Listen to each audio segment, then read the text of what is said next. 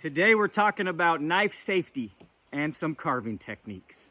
Let's carve.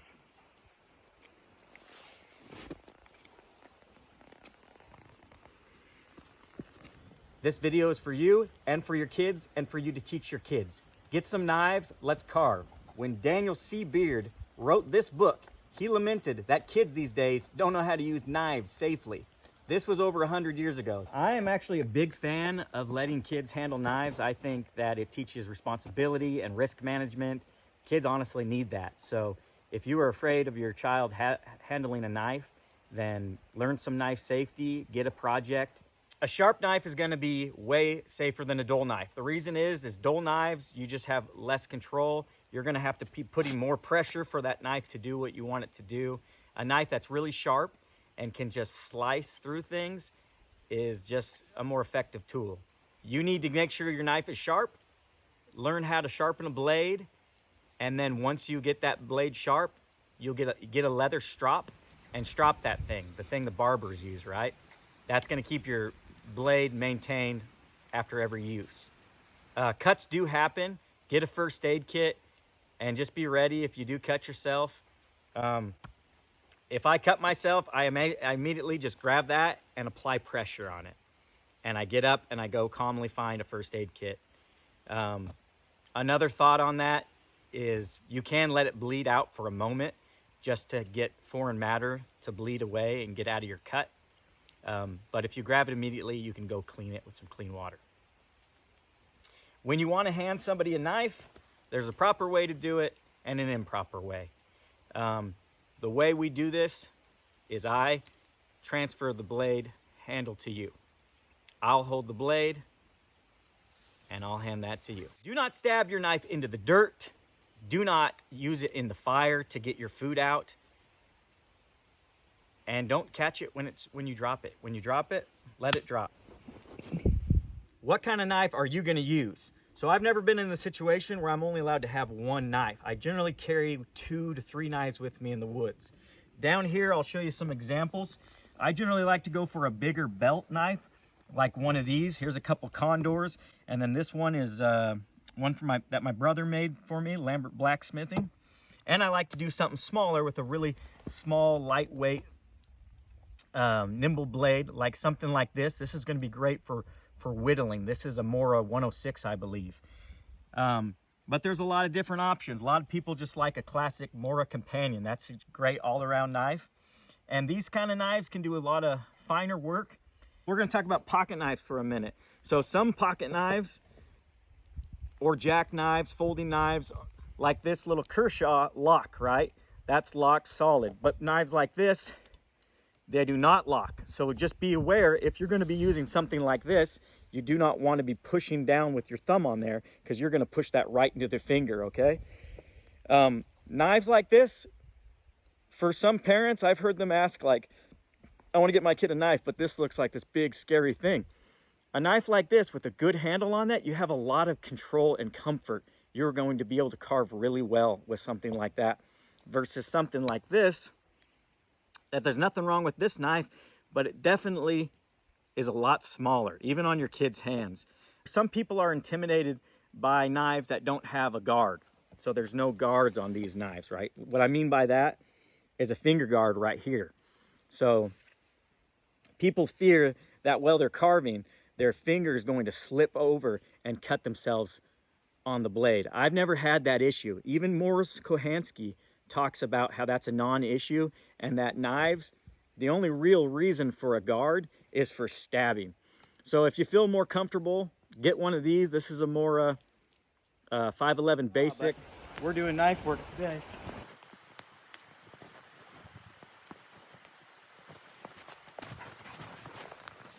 There we go. Already split. You just gotta rock it till it breaks out. You have to twist it.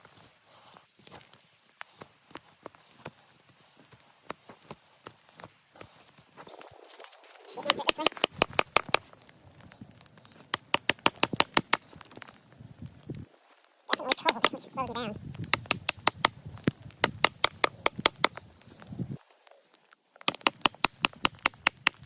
You can get it over from this side.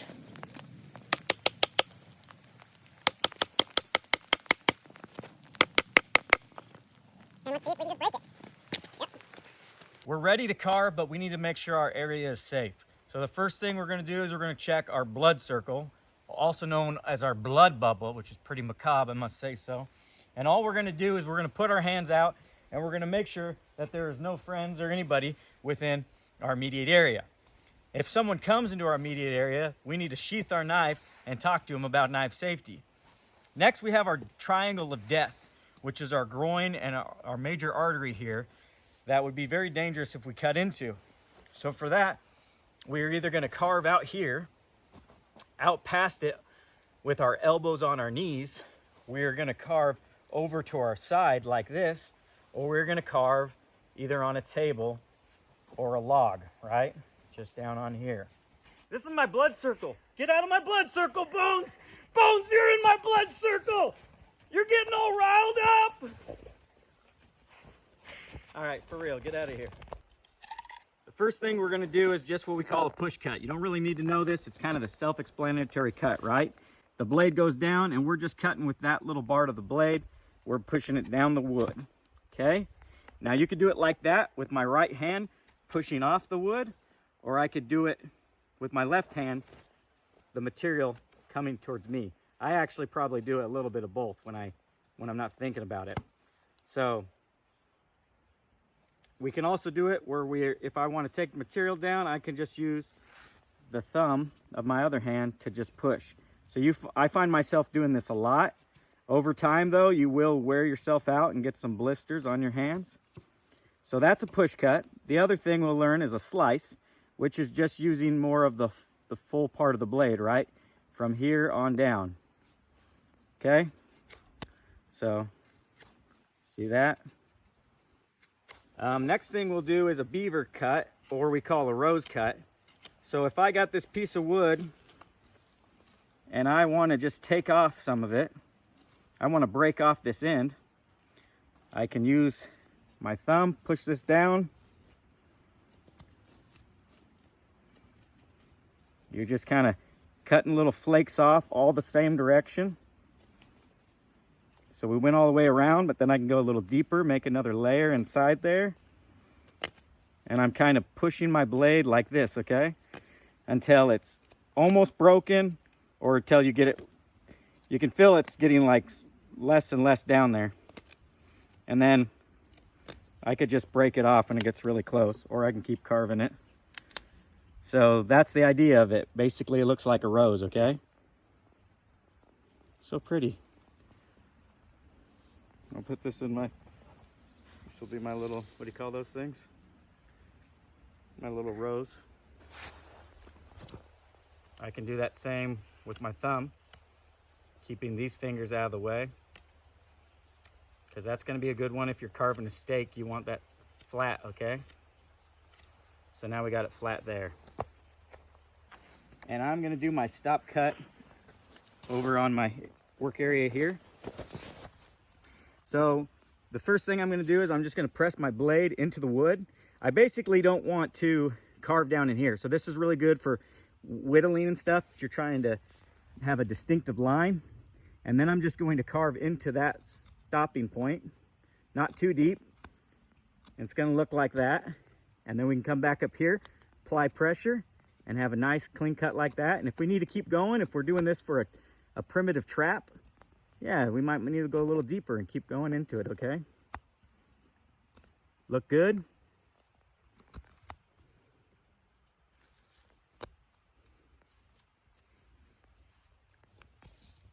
All right, then we might want to do a V-notch, and that's just where we're going to be carving at an angle this way and then at an angle this way. So I can do one or two things. I definitely don't want to keep my left hand close to here when I transfer that way. I cut here, then if I'm going to cut here, I need to bring my hand way back here. And again, if I'm pushing too hard or something, I need to chill out and redo it. But if you don't want to move if you're not in a space where you can move that hand back, or maybe the piece of wood is too small, the better thing to do is just flip this around to the other side, right? But that might get annoying because you have to go back and forth, but worth it for the safety, okay? So that's another one that you're gonna learn on your tri-stick, okay? See how like I got control of this. My left hand is pretty close, but I do have control. I'm not too worried about it. If this blade was sharper, that would not be as nice. So we got a little V notch there. If I want to cut more material off and I want to embrace it, if I don't want to come out here and be moving my hand, maybe I'm in tight space, maybe I just need a little bit more support. So I'm going to take my wrist and I'm going to knee it, lock it up to my knee, and then I'm going to pull that material away, okay? And even better, I can do it down here on the ground and just pull that left hand. This is going to be good for removing a lot of material, okay? See that? I'm like going a little too deep with some of these. And see, if I'm cut to a point like that, calm down. There's a little knot in there. I need to just take that down instead of trying to force myself through it. Just cutting little bits off instead until I'm ready to come back. Now we're going to move on to a chest lever grip. So for this, it's the same idea. We want to move a lot of material away. And we're going to be using our back muscles, okay? So we're going to bring this knife really close to us. We're going to move our knife to this direction. It's facing that way. Material in this hand. And then I'm going to bring it down here. I'm actually going to remove this knife. It's kind of in the way. Yep, I got another knife here, hidden somewhere. Okay, so this direction, I'm going to put it basically against me. And I'm basically going to go like this, okay? So, got it down here. And I'm just using my back muscles. And yeah, this is close to me, but I have control of this, okay? We're gonna do a paring cut. This is what we would do if you know, people use this for cutting fruit, okay? So now we're cutting towards ourselves, but we're gonna be really controlled with this, okay?